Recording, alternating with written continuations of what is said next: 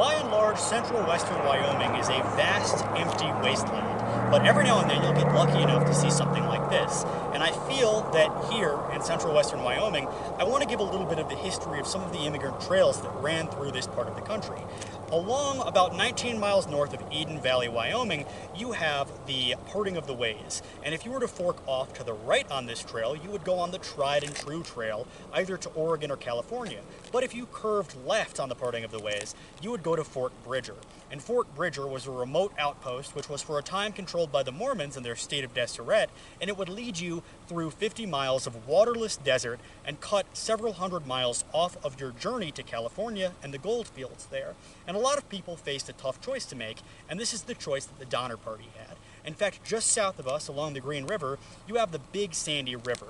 And this was an area at which a lot of parties made their camp. I actually spoke to a local, I had the opportunity, and he said that just in making the extension for his house, he found 7 campfire rings, and that if you were to mark every grave on that section of the trail, you would be able to follow it just as the pioneers did. And you have all of these different places running through this vast, empty expanse of western Wyoming.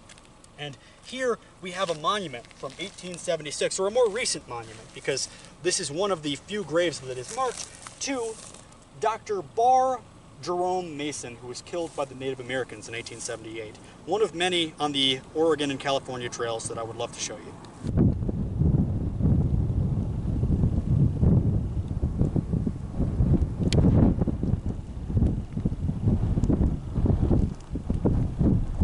And now that the wind has died down a little bit, I thought I would tell you the story of the Big Sandy River. Because again, that is just south of here, near the Parting of the Ways in Eden Valley. And the story goes that in mid-1847, Brigham Young and an advanced party of Mormons met with Jim Bridger, who encouraged them to settle in Eden Valley, but they said that they would rather go further off the beaten trail and settle their own community in Salt Lake City. And basically, the Donner Party camped there, Mark Twain camped there, all of these famous pioneers camped along the Big Sandy River, which was famous for Native Americans even in the centuries prior to them.